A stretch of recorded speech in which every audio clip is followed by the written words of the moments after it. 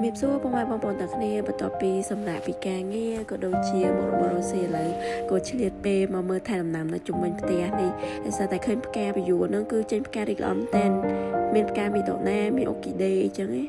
ហើយក៏ឃើញដើមម៉ូននេះក៏ល្អដែរខ្ញុំទុកទៅដាំបានប្រហែលមួយខែជាងកំពុះគេតែពីចាមែនប៉ុន្តែចេញផ្លែមួយថ្ងៃ4-5គ្រាប់ឲ្យប្រមូលផលមួយថ្ងៃរសជាតិគេជួយអែមក្រមួយបើតែឆ្ងាញ់ណាស់ហើយនេះគឺផ្កានៅខាងលើ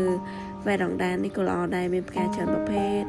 មានម្លិះមានកលាបមានប្រទាលចិត្តអីជាដើមហើយ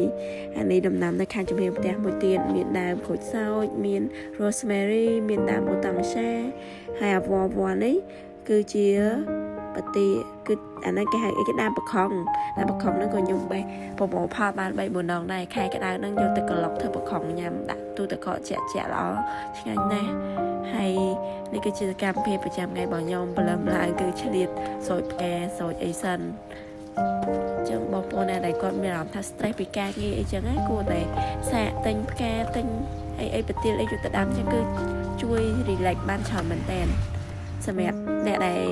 ជួយចិត្តដាំដំណាំ plant lover ហ្នឹងគឺយកអារម្មណ៍ហ្នឹងមកខ្ញុំនេះជួយខាងសកសិកម្មតែមកឲ្យរៀនពេទ្យឥឡូវនេះមកមើលដំណាំ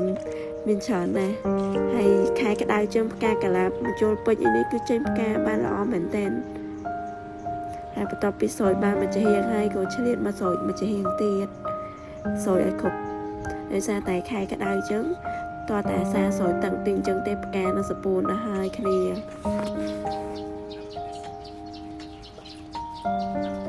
មកពីចេកចប់ហើយក៏មកតាក់កក់សាក់កក់អីហើយឥឡូវនេះក៏មកឆ្លៀតអួតដំណាំមកប្រភេទទៀតនៅខាងគៀនផ្ទះហ្នឹងគឺខ្ញុំអត់ដឹងថាដើមអីទេបងប្អូនណាស្គាល់ជួយខមមិនឈ្មោះប្រាប់ឈ្មោះផងអាហ្នឹងយើងយកទៅធ្វើជាបន្លែអ្នកខ្លះគាត់ថាយកទៅញ៉ាំធ្វើម្លក់យើងយកទៅស្ងោរមួយសាច់ជ្រូកអីចឹងណាហើយអូកាឡាប់នេះក៏ល្អដែរមានដើម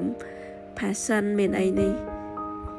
គឺខ្ញុំឃើញផ្ការីកល្អនឹងសប្បាយចិត្តមែនតើហើយឥឡូវហ្នឹងឃើញអាតំណាំបន្លែមិញហ្នឹងវាល្អពេកក៏សម្រាប់ចិត្តមកប្រមូលផលហើយក៏កាន់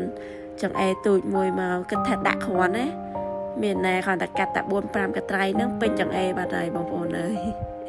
តែសារតែវាលាស់ល្អមែនតើតំណាំហ្នឹងបងប្អូនយកទៅដាំក៏ស្រួលដាំដែរគ្រាន់តែយើងដោតទឹកដីចោលហើយអាសាស្រោចទឹកគឺវាលាស់ល្អចឹងមែនតើហើយបងប្អូនអាចយកទៅស្ងោរមួយសាច់ជ្រូកជ្រាមក៏បានយកទៅធ្វើម្លក់ញ៉ាំមួយបញ្ឆៅអីក៏បានដែរតែសម្រាប់ខ្ញុំចូលចិត្តញ៉ាំមួយ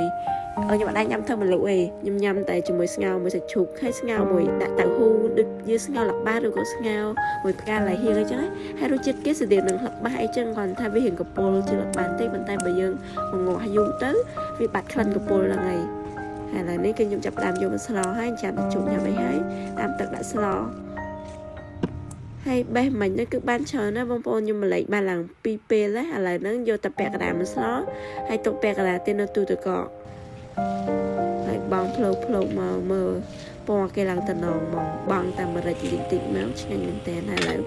មកយើងបានឆ្អិនហើយអរគុណបងប្អូនទាំងអស់គ្នាសម្រាប់ការទស្សនាវីដេអូនេះអរគុណបាយបាយ